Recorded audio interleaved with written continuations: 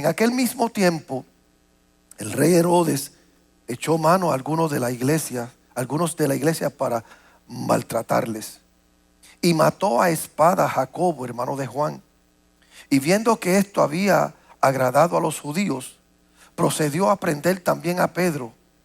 Eran entonces los días de los panes sin levadura, y habiéndole tomado preso, le puso en la cárcel, entregándole a 4 grupos de 4 soldados cada uno, para que les custodiasen, y se proponía sacarle al pueblo después de la Pascua.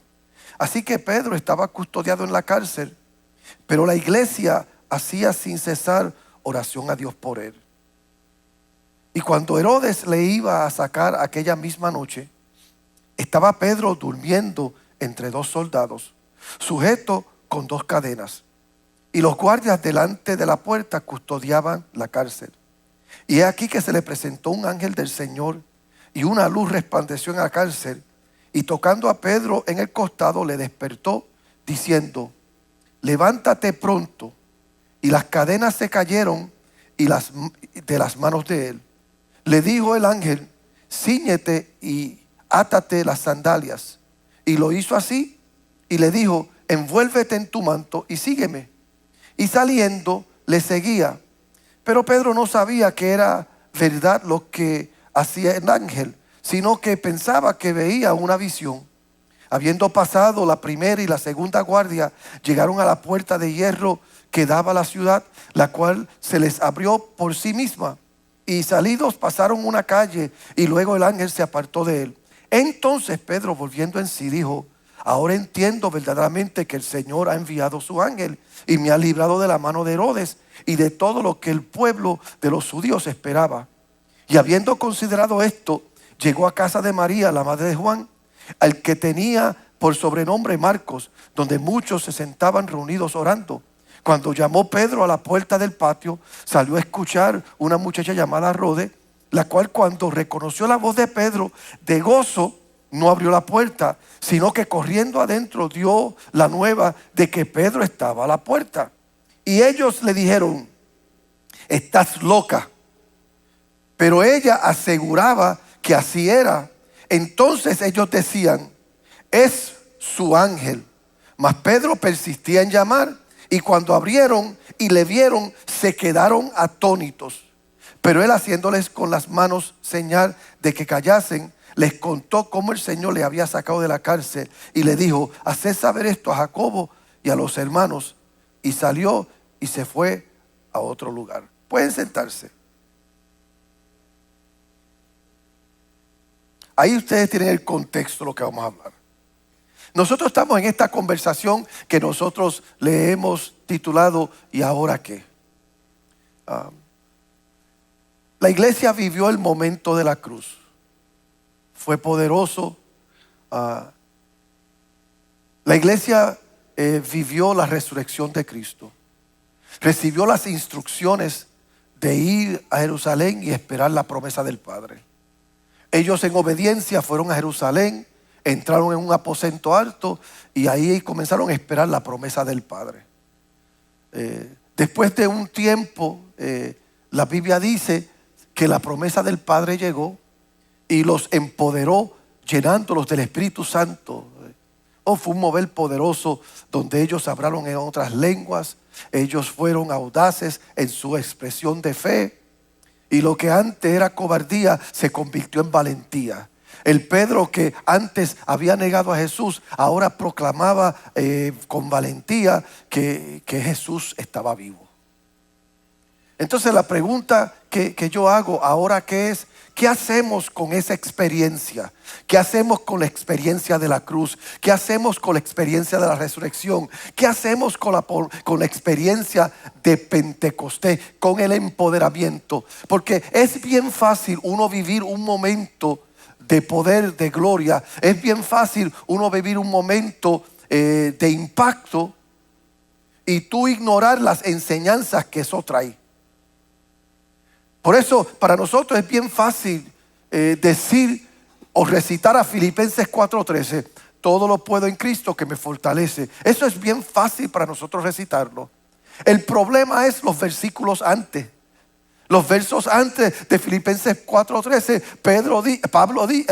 Pablo dice, he aprendido a contentarme cualquier sea mi situación.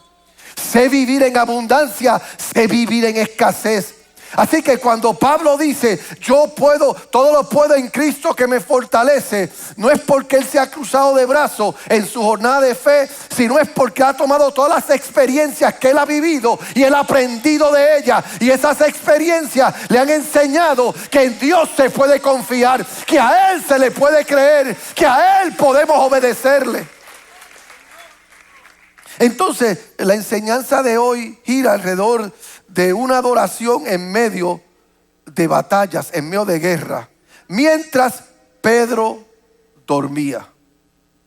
Hechos 12 dan a esta serie que estoy predicando una tensión necesaria, un conflicto.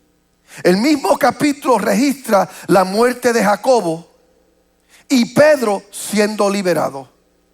Enseña a la iglesia a adorar y orar y permanecer fiel cuando las acciones de Dios no siempre pueden ser predichas ni explicadas. Eso es lo que este capítulo nos enseña, que no siempre vamos a entender a Dios. No siempre vamos a entender por qué Dios hace las cosas. Este capítulo nos enseña que la iglesia que ora se convierte en una iglesia imparable. Que la iglesia que ora puede seguir marchando a pesar de la oposición, a pesar del dolor, a pesar de la enfermedad, a pesar del conflicto. Porque esta es la verdad de nosotros como gente de fe. La guerra puede rodear a la iglesia, pero no puede silenciar a un pueblo que sabe orar, que sabe confiar y que sabe adorar. El diablo nos va a atacar. La carne va a sufrir, vamos a tener persecución, pero nada de eso detiene a un pueblo que sabe que Dios es real y está con ellos. O dale un aplauso al Rey de Reyes y Señor de Señores. Hay temporadas en las que las batallas, la guerra espiritual es evidente. Las puertas se cierran de repente. La oposición se intensifica. Nuestra familia puede estar bajo presión. Mire, los líderes se pueden desanimar. El enemigo puede atacar la unidad de la iglesia. Y a veces la fe se pone a prueba.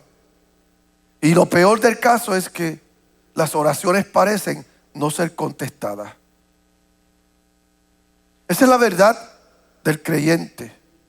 Y la iglesia se ve obligada a hacerse una pregunta difícil. Todo creyente que pretende servirle a Dios, en un momento dado tendrá que responder a esa pregunta. ¿Qué hacemos cuando la obediencia no nos protege de la guerra? ¿Qué hago cuando yo le he sido fiel a Dios y como quiera me enfermo? ¿Qué hago cuando yo le he sido fiel a Dios y como quiera vivo escasez?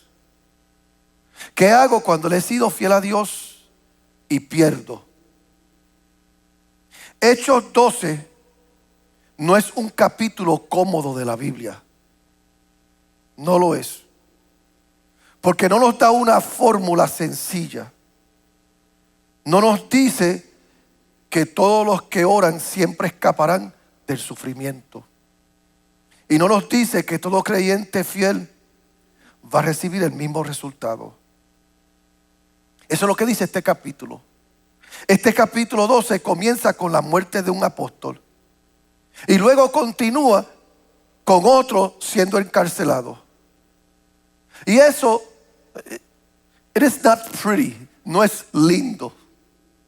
No es lindo cuando tú como creyente, fiel a Dios, te enfrentas y vives cosas que tú dices, pero ¿qué es esto?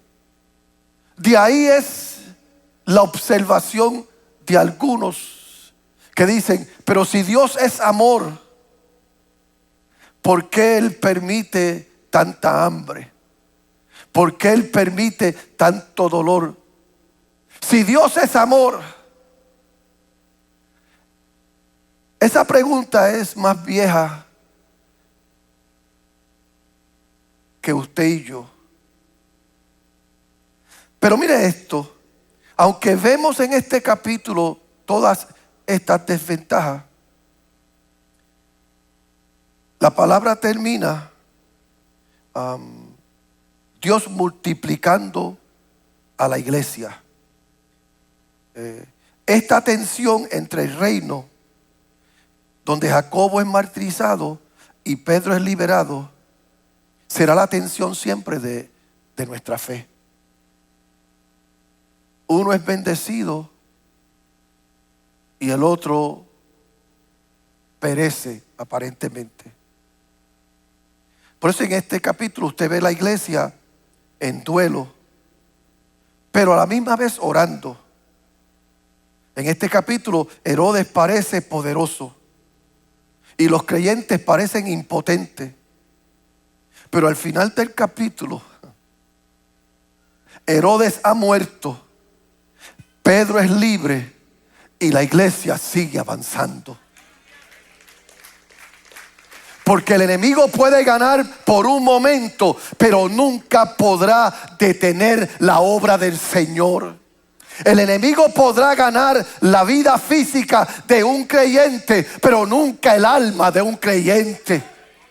Oh, la tormenta puede tumbar tu casa, pero no va a derribar tu fe si tú le crees a Dios y si tú crees que Dios es Dios a pesar de.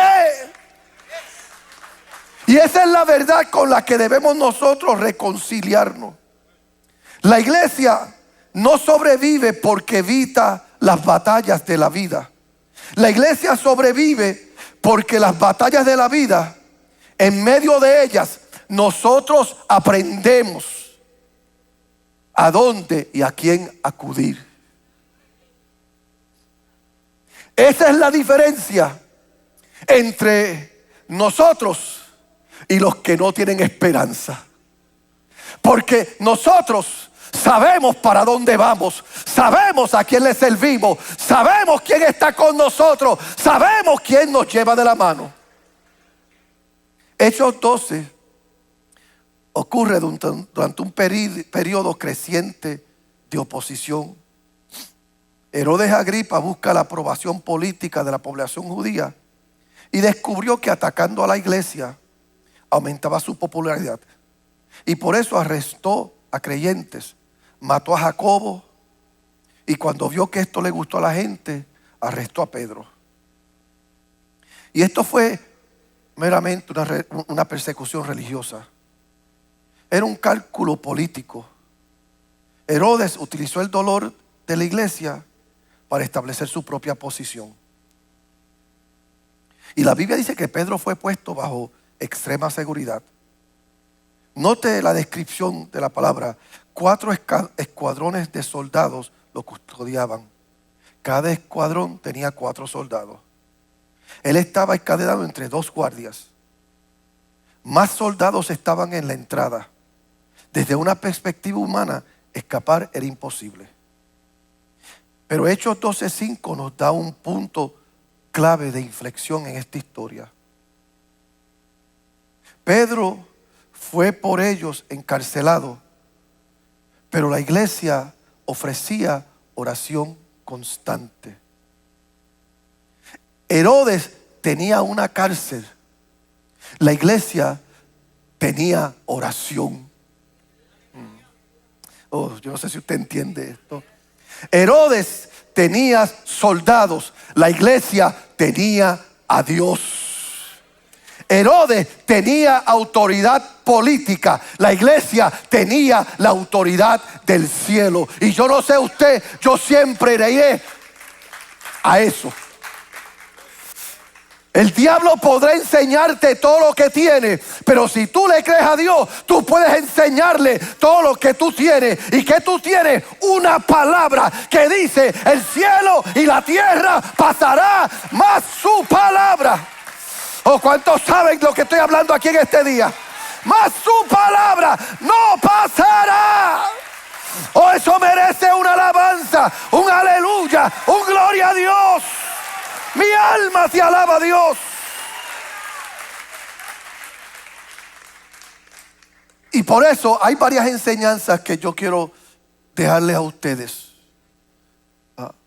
La primera es que si usted es creyente y usted confía en Dios y usted le sirve a Dios y usted empieza a avanzar en su fe, usted empieza a avanzar en su crecimiento de fe, tiene que entender que ese siempre será el lugar donde se intensificará la batalla. Tú no puedes pensar que tú vas a crecer y tu crecimiento no va a provocar resistencia. Tú no puedes pensar que tú vas a crecer y tú vas a madurar y vas a avanzar y eso no va a traer conflicto. Si usted tiene hijos, usted sabe de lo que estoy hablando. Los muchachos cuando pequeños son hermosos, son lindos, son especiales, hasta que empiezan a crecer. Y cuando empiezan a crecer, crean conflictos. Y mientras más crecen, más conflictos crean. Y mientras más maduros, más conflictos crean. Y mientras más se independizan, más conflictos crean. Eso le pasa a la iglesia. La iglesia estaba creciendo. El evangelio había cruzado barreras culturales. Los gentiles estaban recibiendo a Cristo. Antioquía se estaba convirtiendo en un poderoso centro de ministerio. Y surge la persecución. Mira, hermano, no pienses que la prueba siempre es resultado del fracaso. Eso es un error. A veces la prueba no es prueba de que estás fracasando. A veces la prueba es una demostración de que estás avanzando, de que estás creciendo. A veces la oposición es prueba de que estás progresando. El enemigo no malgasta recursos atacando lo que no lo amenaza a él. El enemigo invierte sus energías en aquello que amenaza el reino de él. Por eso, si tú estás en un ambiente donde nunca sientes resistencia, donde nunca percibes, amén, ataques o pruebas, empieza a hacerte preguntas. Si estás buscando comodidad, debes de preocuparte.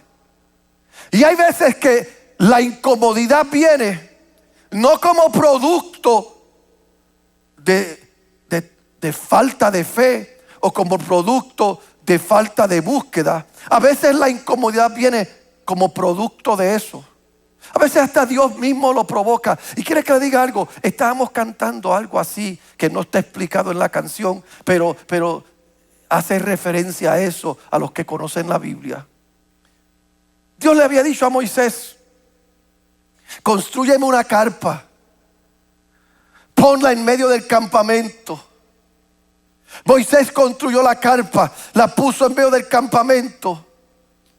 Una nube descendió del cielo y se introdujo a la carpa. Y Dios le dice a Moisés: de ahora en adelante, siempre que la nube descienda, ustedes sabrán que es hora de alabar, que es hora de adorar, que es hora de encaminarse a mi presencia. Y el pueblo, yo no sé cuánto tiempo hacía eso.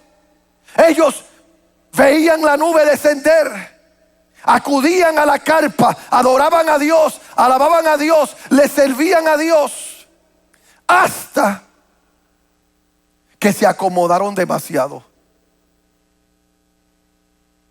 Y Dios dijo: espérate, estos están muy cómodos. ¿Y sabe qué hizo Dios? Para todos los que saben béisbol aquí, les tiró una curva. Una mañana, cuando era hora de la nube descender, no descendió sobre la carpa, no descendió en el campamento, descendió fuera del campamento. Y los que estaban ahí dijeron: ¿pero qué es esto? Si Dios dijo que la nube iba a descender sobre la carpa. Si llevo 1 año, llevo 2 años, llevo 3 años sirviendo, llevo 1 año, llevo 2 años, llevo 3 años en la cosecha, y Dios dijo que si yo soy fiel me iban a promover,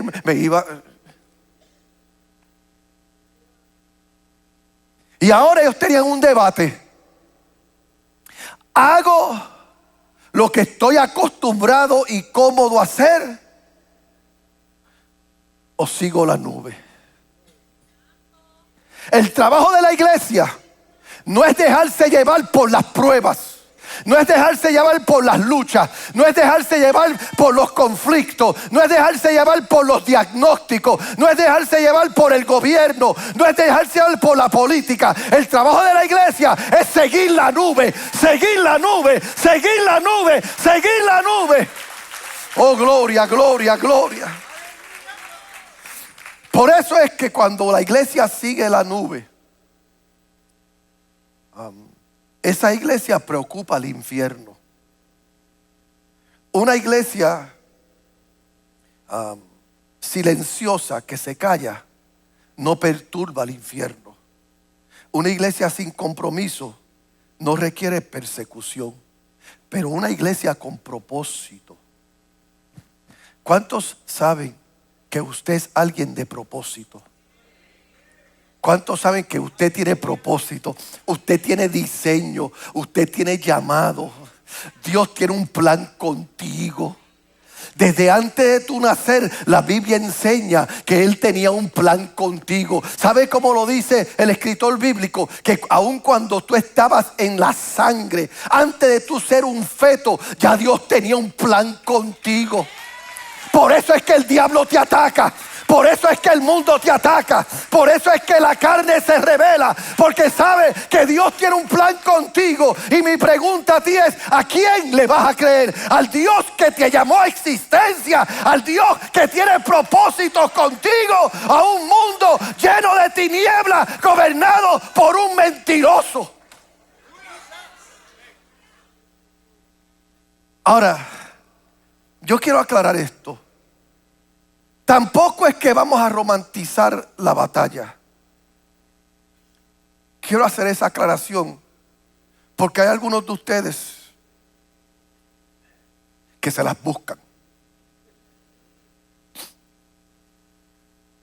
Hay algunos de ustedes que por malas asociaciones, por malas decisiones, por malos comportamientos, por malos hábitos, tienen los problemas que tienen. Así que no vengas a decir que todo lo que tú estás viviendo como creyente es producto de un diablo malo. Hay cosas que a veces no las buscamos. Y tenemos que ser honestos con eso. Entonces, mi trabajo como creyente es madurar para que las decisiones que yo tome sean guiadas por Dios. Para que las asociaciones a las cuales yo me aproximo sean asociaciones que añadan a mi caminar, no les resten. Que los hábitos que tengo sean hábitos saludables. Porque si no, después no vengas llorando. No vengas llorando. Les digo una de las luchas mías como pastor. Una de las luchas mías como pastor, a veces con aquellos padres que tienen hijos, con los cuales ellos no son responsables.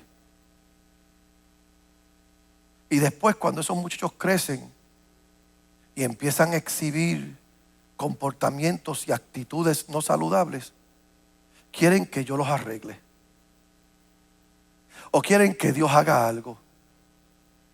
Yo tengo gente que me han traído sus hijos y me dice: pastor, te traigo a este muchacho para que ore por él, porque el diablo lo está atacando, el diablo lo está destruyendo. Mire cómo está, pastor. Y el muchacho está embollado todo.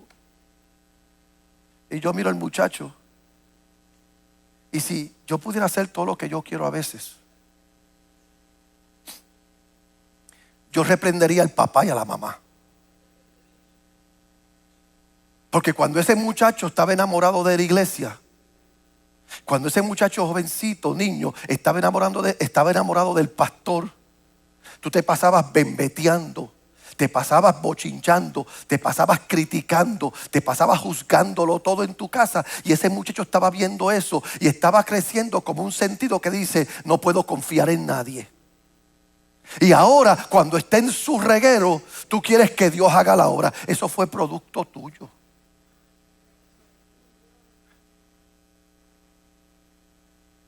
Hombres que vienen: pastor, mi hogar está en problemas. Yo quiero coger consejería con usted. Y amén, estamos aquí. Sí, pero mi esposa no quiere. Y a mí me dan ganas de decirle: ¿sabe qué? Bueno que te pase. Porque cuando ella quería coger consejería, tú eras muy machista para venir a escuchar a otro hombre hablar vida a tu corazón. Así que no venga a decirme que todas las batallas, que todas las pruebas son culpa del enemigo o culpa de la gente. Hay muchas cosas que nosotros no las buscamos. Pero déjame volver al mensaje, porque yo como que los perdí ahora. Nosotros como iglesia nunca vamos a poder librar todas las batallas con armas naturales. No todo lo que yo voy a resolver lo voy a resolver con mis decisiones. No todo lo que yo voy a resolver lo voy a resolver con mis acciones. Y no todo lo que yo voy a resolver lo voy a resolver con mis asociaciones. Yo puedo tener las mejores personas del mundo rodeándome. Yo puedo tomar decisiones santas, sacras. Yo puedo tener hábitos saludables. Y aún esas cosas no me van a ayudar con las batallas. Porque hay cosas que solamente las libramos yendo de rodillas, mirando al cielo e invocando el nombre de Dios. ¿O cuántos saben de lo que yo estoy hablando?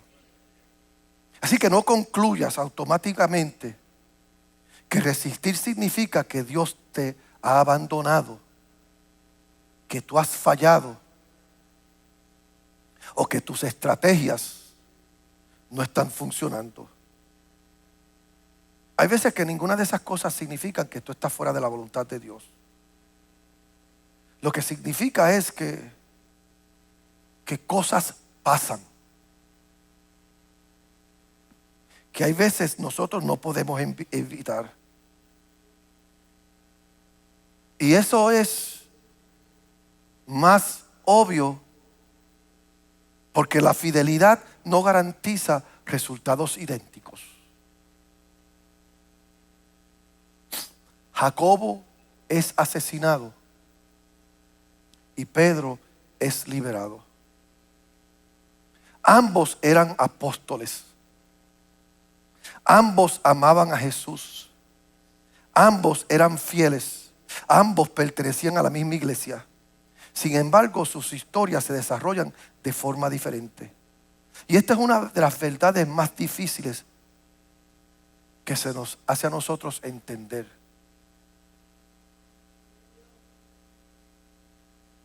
Yo sé que en estos momentos todos los yanquistas de esta iglesia se están haciendo la misma pregunta. ¿Cómo es posible que el pastor ora por Boston y Boston gana y yo oro por los Yankees y los Yankees pierden? Yo sé que usted se está haciendo esa pregunta. Déjeme ser Pedro en este momento y usted acepte que usted es Jacobo en este momento. Lo que pasa es que nosotros preferimos lo que yo llamo la fe predecible. Nos gustan las fórmulas. Si oro lo suficiente, esto ocurrirá. Si tengo suficiente fe, todos serán sanos. Si sirvo a Dios fielmente, nada doloroso llegará a mi vida. Por eso es que nos encantan esos mensajes.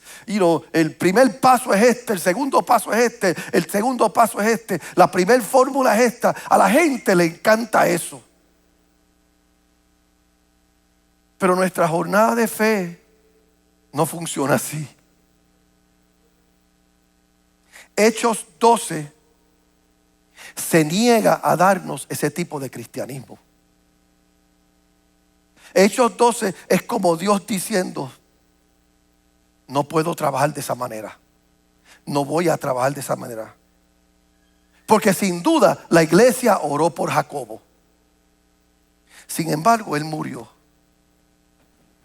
¿Qué hago cuando soy fiel, oro, creo y confío, y con todo eso los resultados por los cuales yo estoy orando no se dan? Esto no es una vara mágica que tú. ¿Por qué es que hay gente que reciben lo que piden y otros no? ¿Quiere que se le diga por qué?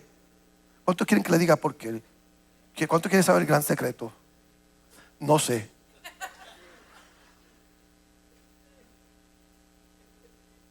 No entiendo. El texto no da explicación. La Biblia no te explica por qué. Ahora esto sí yo sé. La fe madura debe aprender a confiar en Dios incluso cuando no hay explicación. Hay cosas que yo no voy a saber. La soberanía de Dios no se mide por nuestra comprensión. Hoy yo sé que hay gente que le han dicho a usted: eso es verdad. Por eso cuando llegue al cielo le voy a preguntar a Dios y le voy a hacer a Dios. Yo voy a ir al cielo con todas las preguntas. ¿Por qué murió mi familiar cuando oré y creí? ¿Por qué perdí el trabajo cuando fui fiel? ¿Por qué pasó esto? Y hay gente que tienen una lista que dice que cuando lleguen al cielo le van a hacer todas esas preguntas a Dios. Flash news, noticias de última hora. Si llegas al cielo y todavía tienes tu lista de preguntas para Dios, no estás en el cielo, estás en el infierno. Sí, no llegaste al cielo.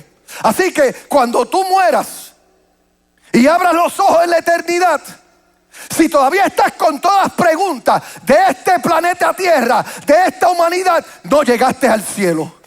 Oh, pero si llegaste a la presencia de Dios, todo lo viejo pasó. Las lágrimas son enjugadas. La corona es dada. Y tú, ¿cuál pregunta yo tenía? ¿Qué preocupación yo tenía? Ahora estás en la presencia de Dios y lo viejo ha sido hecho nuevo. Hay una verdad que debe confrontarnos a nosotros. Y es que debemos de juzgar la fidelidad de Dios por los resultados o basado en los resultados que queremos. La fe no es solo confiar en Dios cuando se abre la cárcel y sale Pedro de la cárcel. La fe también es confiar en Dios cuando matan a Jacobo.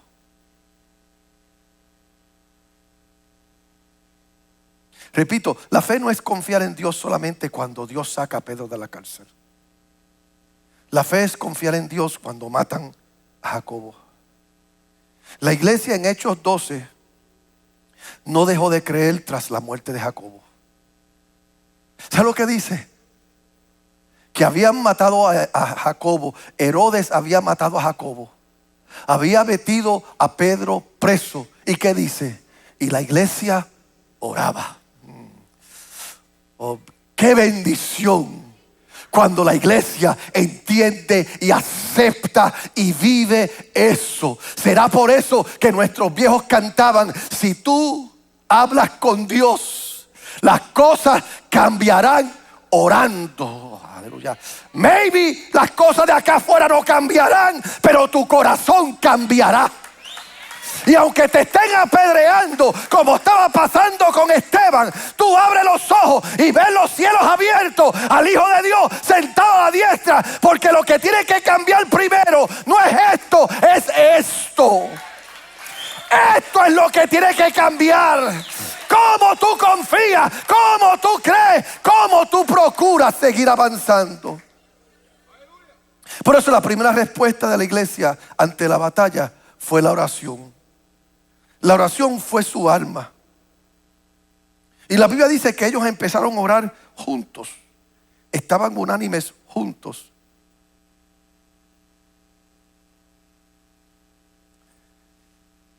Y a mí me preocupa algo. Que a veces nosotros nos hemos vuelto mejores discutiendo problemas que orando por ellos.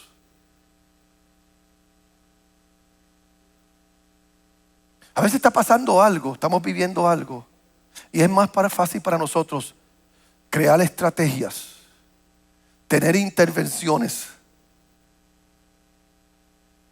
hacer cosas para resolver, y lo menos que hacemos es orar. Hoy sientes un malestar y primero vas a urgent care antes que ir al Señor.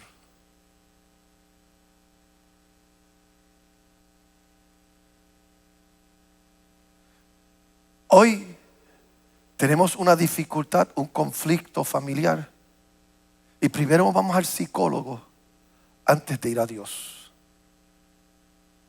Hoy nos despiden del trabajo y primero chequeamos la cuenta del banco antes de chequear la cuenta del cielo. Este pasaje da una enseñanza poderosa.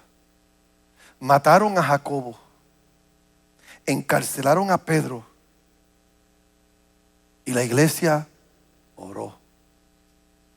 Si tú hablas con Dios, las cosas cambiarán orando.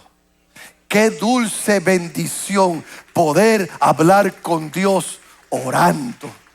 Oh, ¿cuántos saben de lo que yo estoy hablando aquí? ¿Cuántos viejos de mis tiempos, o clásicos de mis tiempos, saben de lo que se está hablando aquí? Y cuando tú oras, tú puedes tener paz en la prisión. Porque entiende esto. La paz en la prisión en sí misma es el milagro más grande.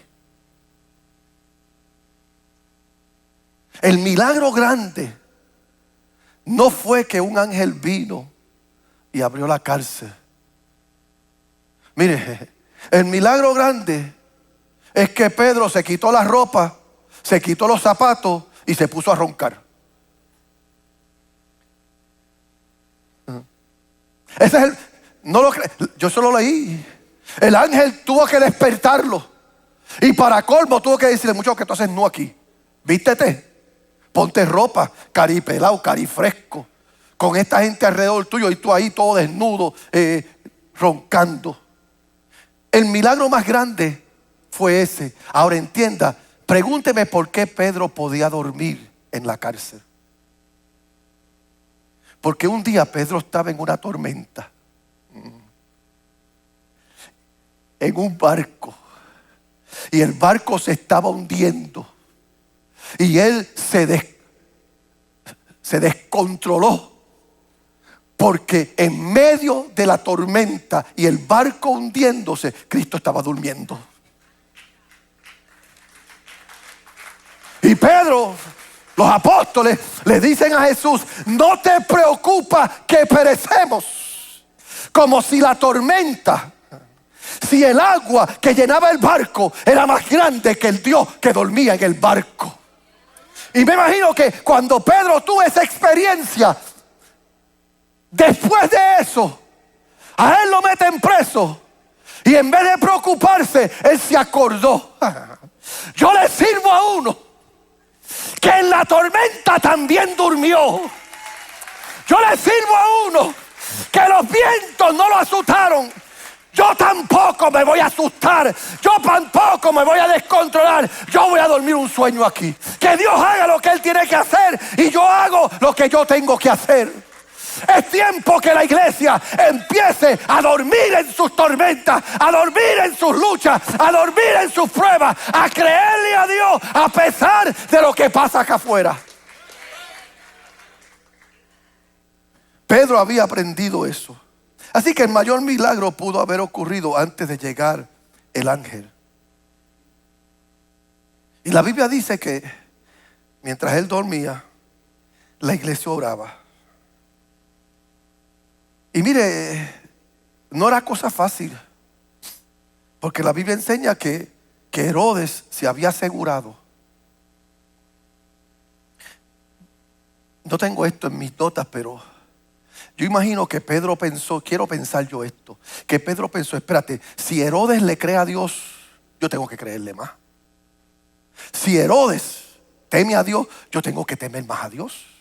Si Herodes confía en el poder del cielo, yo tengo que confiar. Y déjeme decirle algo, Herodes era creyente.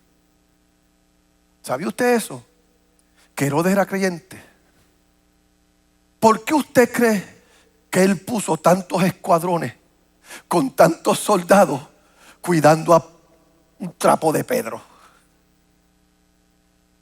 Un pescador. Él dice, ¿sabe lo que? Yo me imagino a Herodes diciendo, tengo que poner varios escuadrones compuestos de 4 hombres, porque el Dios a quien esta gente le sirve, una vez dividió el mar, una vez sacó al pueblo de Egipto. El Dios que este le sirve sacó de la tumba a Jesús cuando lo pusimos ahí y pusimos una piedra. Así que él dijo, la primera vez puse 2 soldados, esta vez voy a poner 4 escuadrones. Herodes le creía a Dios, ¿por qué nosotros no? O si el diablo te está atacando, si la carne te está atacando, si el mundo te está atacando, es porque hay un infierno que sabe que Él es real. ¿No me cree? La Biblia dice que los demonios creen y tiemblan. Herodes estaba temblando, por eso Pedro estaba durmiendo.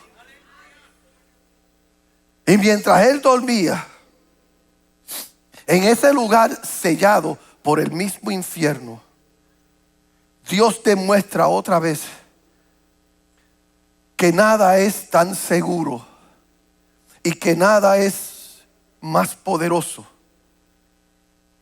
que el poder de su divinidad. Dios hizo lo que Pedro no podía hacer. Dios hizo lo que la iglesia no podía hacer. Ahora fíjese esto. El ángel despierta a Pedro. Pedro está descansando.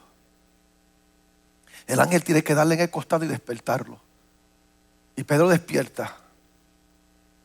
El ángel tiene que decirle, ponte la ropa, muchacho. Él se pone la ropa. Pero ponte los zapatos. Se puso los zapatos. Ahora coge tu toga y cúbrete. Y él se cubre. El ángel dice, mira su cabezón, sígueme. Y Pedro empieza a seguirlo. Pero a todo esto, déjeme decir algo, Pedro parece que era un dormilón fuerte de eso. Esa gente que la casa se le está cayendo arriba y no despiertan. ¿Cuántos conocen gente así? Que la casa se le puede estar cayendo arriba y parece que Pedro no es de esos. Y Pedro está siguiendo, pero la misma Biblia dice que Pedro creía que estaba soñando. Hay gente que Dios quiere hacer algo con ellos, pero ellos insisten en seguir soñando. Hay gente que Dios los está despertando y ellos insisten en quedarse desnudos. Hay otros que Dios los está despertando y Dios insiste que se pongan las sandalias. Hay otros que Dios los está invitando y Dios insiste, muchachos, sígueme. Este es mi consejo para ti hoy, iglesia. Si Dios se te ha revelado, deja de pedir confirmación, deja de soñar y levántate, camina, crece, avanza, confía. O dale ese aplauso a Dios.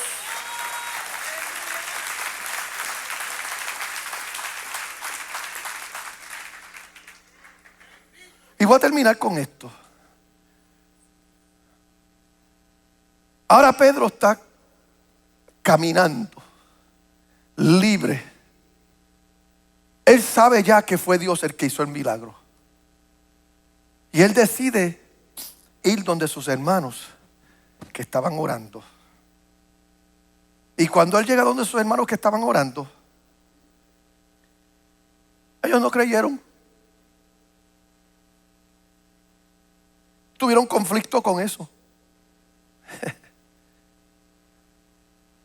Hay veces que nosotros oramos por cosas que nosotros mismos no creemos. Tú pasas al frente para que oren por ti porque estás enfermo. El predicador, el pastor te dice, ahora examina tu área afectada. Y tú examinas tu área afectada y cuando te das cuenta que todavía estás calvo, yo sabía que no me iba a crecer el pelo. A mí me ha pasado.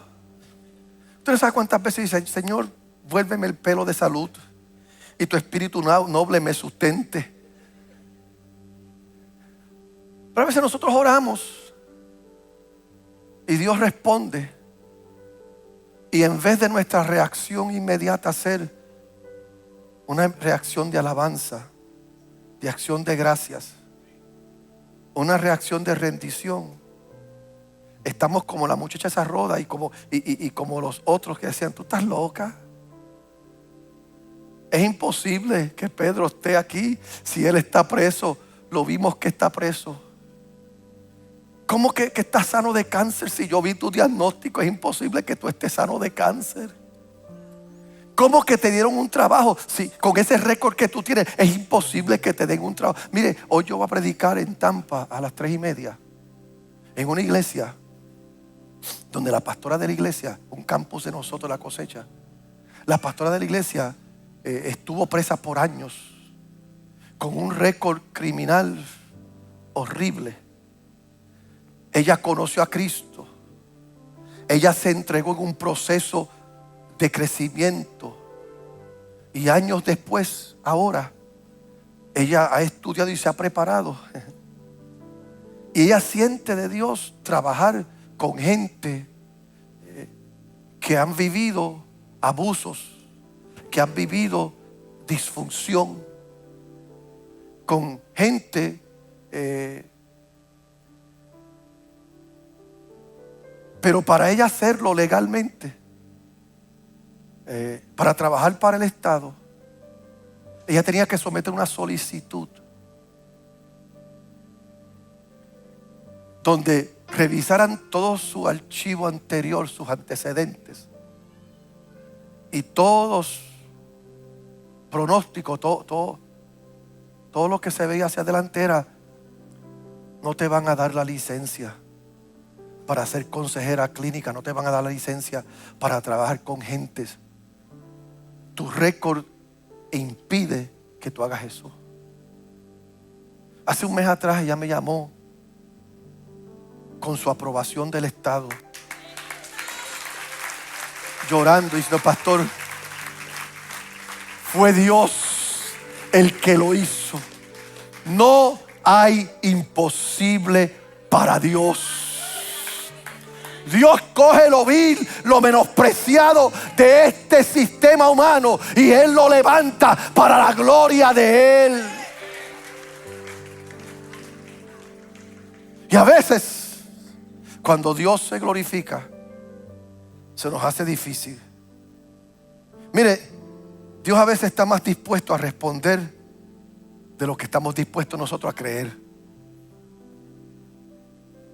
Dios está más dispuesto hacer milagros de lo que tú estás dispuesto a creer. Y este es lo lindo, que tampoco tiene explicación. La fe imperfecta de un hombre puede tocar el corazón de un Dios perfecto. ¿Cuántos de ustedes alguna vez fueron a Dios en menos de las mejores condiciones de su vida? Fuiste a Dios cuando tú sabías que todavía tú estabas mal. Fuiste a Dios cuando tú sabías que lo que estabas haciendo provocó las consecuencias que estás viviendo. Fuiste a Dios para pedirle algo que tú mismo no estabas seguro si se podía dar. Pero Dios se acuerda que somos polvo. Y Él ve tu imperfección. Él ve tus limitaciones. Él ve tu inmadurez espiritual. Y aún así, Él abre la puerta.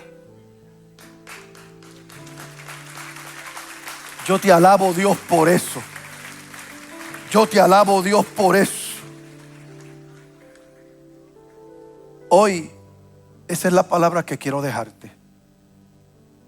Una palabra que dice: hay cosas que no se podrán explicar. No todo el mundo va a tener los mismos resultados. Van a haber veces que van a haber puertas que se van a cerrar, que van a estar tan custodiadas que tú las vas a ver y vas a decir: es imposible. Van a haber veces que tu fe va a ser imperfecta. Pero si tú le crees a Dios, el Dios perfecto visitará tu entorno. Y si tú hablas con Dios, las cosas cambiarán.